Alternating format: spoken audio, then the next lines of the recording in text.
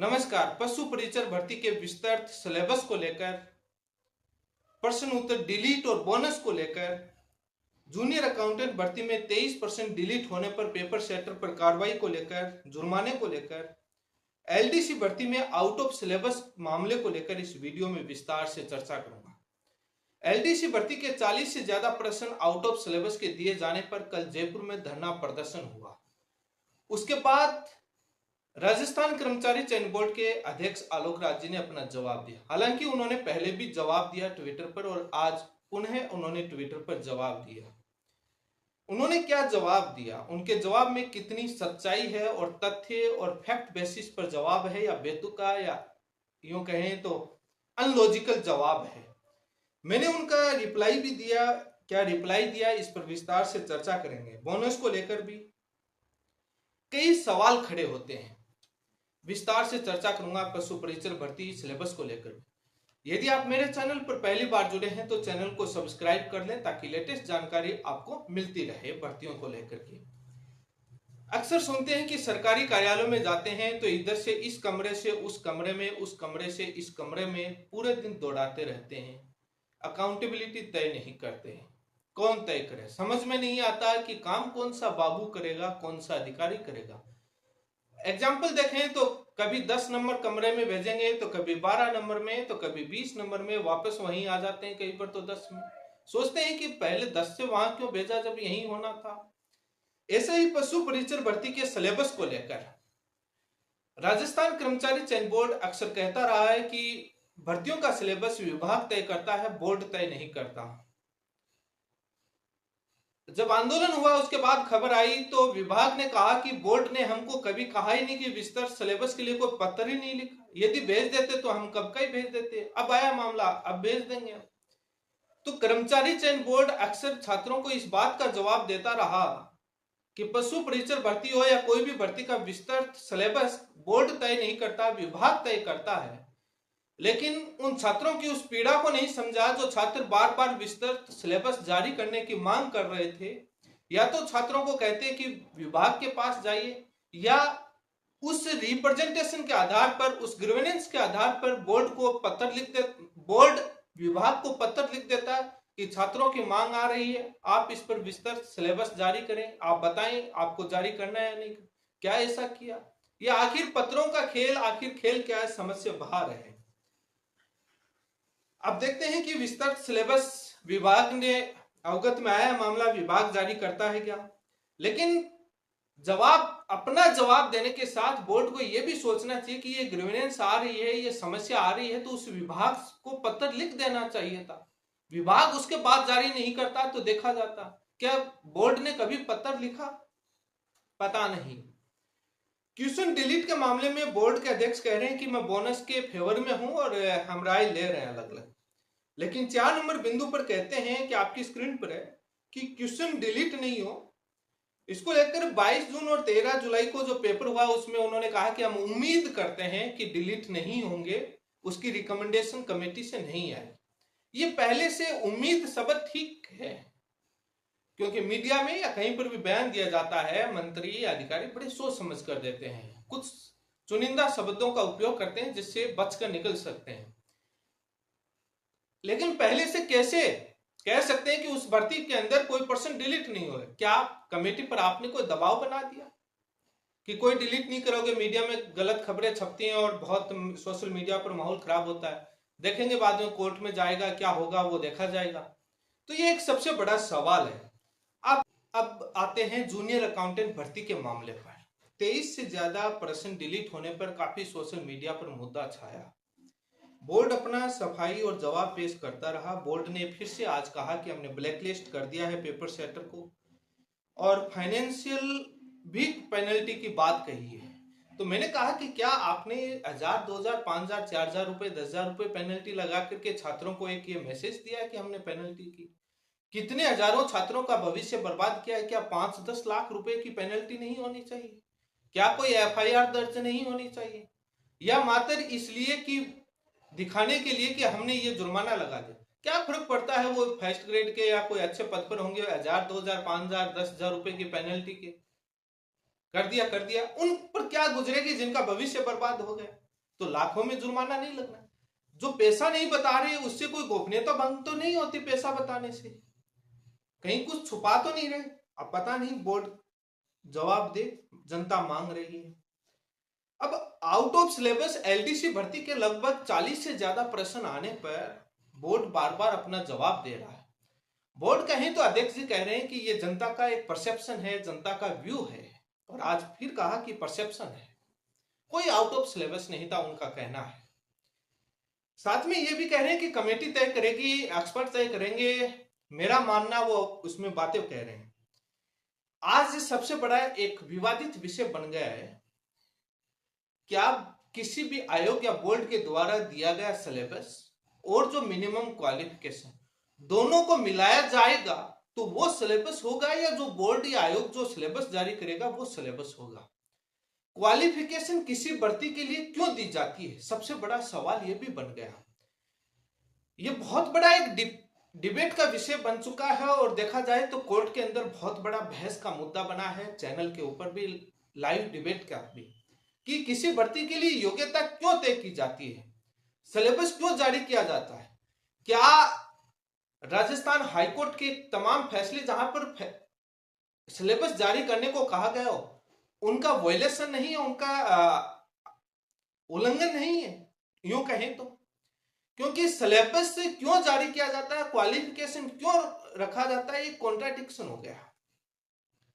इस पर कुछ मैं लॉजिकल बातें कहूंगा और कुछ मैं जवाब बोर्ड से मांगने की कोशिश करूंगा कि बोर्ड इन बातों पर जवाब दे। उम्मीद करता हूं मैंने रिप्लाई के माध्यम से। बोर्ड का कहना है कि मिनिमम, अध्यक्ष साहब का कहना है, उनकी निजी राय में बता रहे हैं, वो बोर्ड का नहीं, अध्यक्ष साहब का निजी राय, कि मिनिमम क्वालिफिकेशन क्या है उसी के आधार पर पेपर सेट करते हैं। सिलेबस तो एक इंडिकेटिव है, 10वीं पास है तो 10वीं तक जो पढ़ा हो उसका ज्ञान तो होगा, यदि ऐसा नहीं है तो बाद में उस पोस्ट की एजुकेशन क्वालिफिकेशन का कोई मतलब नहीं रहेगा। आप बात समझ रहे हैं। सिलेबस के आधार पर सिलेक्शन करना है तो पोस्ट की मिनिमम क्वालिफिकेशन देने की आवश्यकता नहीं, बस सिलेबस दो, पास हो जाओ, जॉब ले लो, बाद में 8वीं पास ही क्यों ना हो, क्वालिफिकेशन क्यों रखा, व्यक्तिगत राय बताए। अब इस पर मेरा सवाल है, जो सिलेबस में दिया जाता है भारतीय इतिहास, राजस्थान इतिहास, जब नौकरी करते हैं उसका क्या काम आता है? एलडीसी पद पर बैठाओगे, भारतीय इतिहास का क्या काम करवाओगे वहां पर? क्या राजस्थान के इतिहास का काम कराओगे? जो पोस्ट का काम होता है वो सिलेबस दो ना बाद में। ये फालतू का सिलेबस क्यों पढ़ाया जाता है?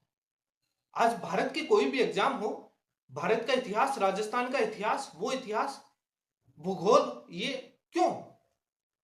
एलडीसी की पोस्ट पर कौन सा काम आता है? कौन सा जियोग्राफी का नक्शा बनाते हैं, कौन सा राजनीति का मैप तय करवाते हैं, कौन सी नदियों का उनसे वो तय कर, ये तो सारी पॉलिसी अधिकारी तय करते हैं, सारा ऊपर से आता है। एलडीसी तो एक टाइपिंग होता है, बातें टाइपिंग लो हिंदी इंग्लिश में, बाकी मुद्दों की क्या है, उसको हिंदी इंग्लिश में अच्छा लिखना आता है, हिंदी और अंग्रेजी का पेपर दो, बात खत्म। बाकी मुद्दों का क्या है, उसको इकोनॉमी के सवाल पूछ रहे हो, इसे क्या इकोनॉमिस्ट बनाना चाहते हो? साइंस का पूछ करके उसको साइंटिस्ट बनाना चाहते हो? जब बात सिलेबस की आती है कि सिलेबस इंडिकेट होता है, पोस्ट की क्वालिफिकेशन का मतलब नहीं होता है, तो सिलेबस जो पूछा जाता है वो भी जॉब में काम नहीं आता है, देख साहब। लेकिन खैर, इससे हटकर बात करते हैं। मिनिमम क्वालिफिकेशन इसलिए दी जाती है, जो प्रश्न पूछा जाएगा उस भर्ती में, उस प्रश्न के लेवल और स्टैंडर्ड को बताता है। Qualification of any post did not decide the syllabus, qualification of any post decide the level and standard of the question. जो एग्जाम में प्रश्न पूछा जाएगा उसका लेवल और स्टैंडर्ड तय करेगा, सिलेबस नहीं। सिलेबस दिया जाएगा, उस सिलेबस में जो टॉपिक दिए गए हैं उस टॉपिक का जो प्रश्न पूछा जाएगा वो किस स्टैंडर्ड का होगा, ये सबसे बड़ा सवाल है। ये लॉजिकल है, बड़े बेतुक की बातें करने का कोई मतलब नहीं, अनलॉजिकल और तथ्य आधारहीन बातें करने का।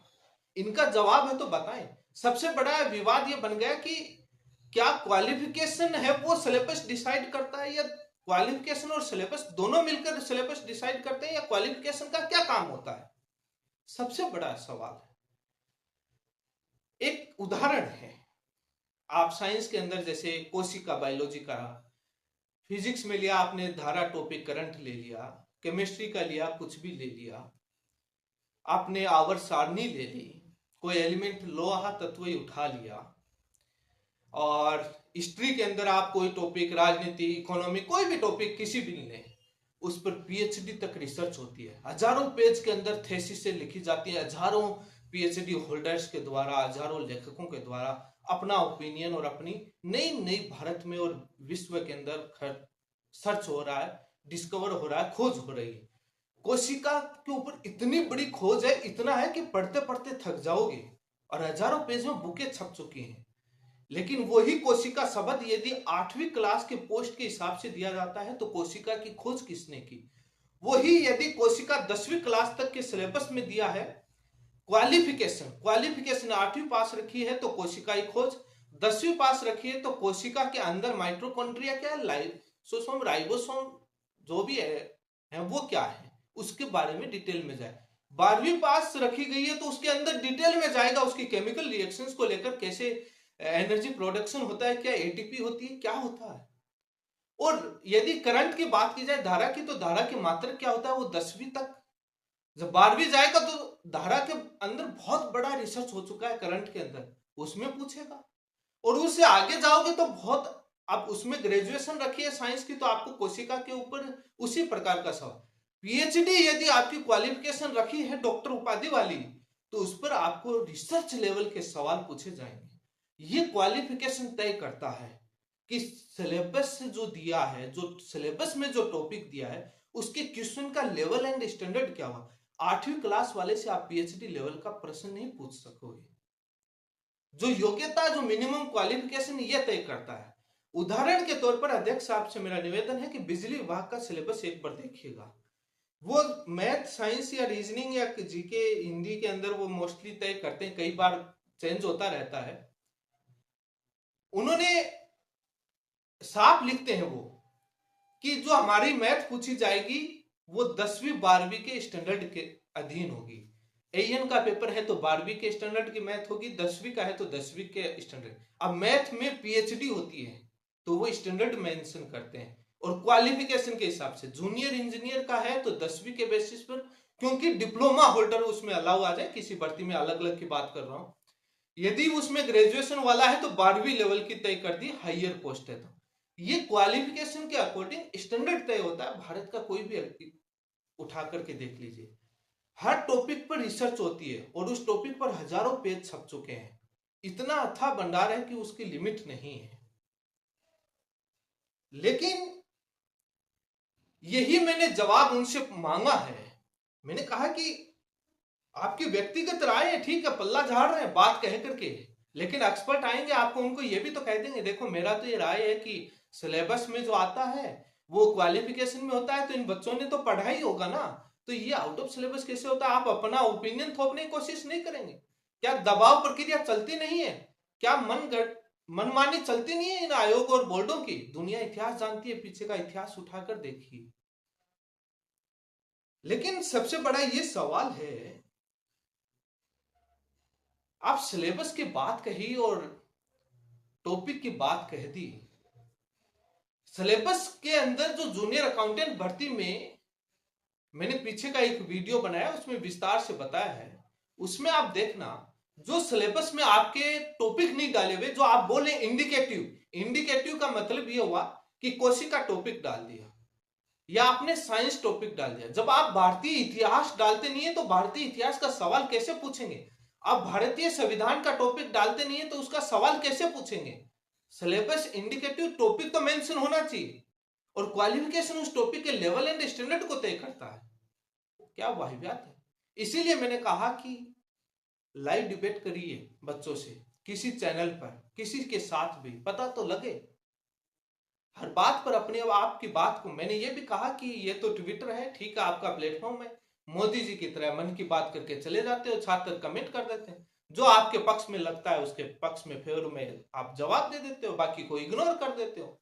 राजनीतिक पार्टियां तो भी यही करती हैं, जो उनके पक्ष में होता है उसका जवाब देते हैं, जो उनके विपक्ष में होता है उसको इग्नोर करते हैं।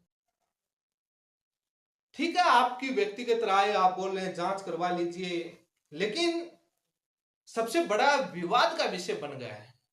और किस आधार पर कह रहे हैं? बाद में संस्कृत, पंजाबी, उर्दू सभी भाषाओं के प्रश्न आने चाहिए। पता नहीं क्या क्या पढ़ा होगा, क्या बात करते। आपसे मैंने एक राष्ट्रीय मरु उद्यान का प्रश्न ट्विटर पर कई बार पूछा है, उसका जवाब नहीं दे पाए। वो तो आपने ही पढ़ा होगा, क्योंकि वो जवाब देते आप फंस जाएंगे। आपके पेपर सेटर और एक्सपर्ट खुलेआम एक्सपोज हो जाएंगे कितना नॉलेज है। इसीलिए आपको मालूम है उस प्रश्न का जवाब क्यों नहीं देते। और बड़ा इजी प्रश्न है, आप भी पढ़ा होगा 10वीं 12वीं में न्यूज़पेपर में। यह तो सामान्य सा प्रश्न है। ये काफी अहम सवाल है और आउट ऑफ सिलेबस को लेकर के काफी अहम मुद्दा है। इस पर बोर्ड अपनी तानाशाही कर रहा है, बचने की कोशिश कर रहा है। देखते हैं आगे क्या सुधार होता है। इसी के साथ आप सभी का बहुत बहुत धन्यवाद।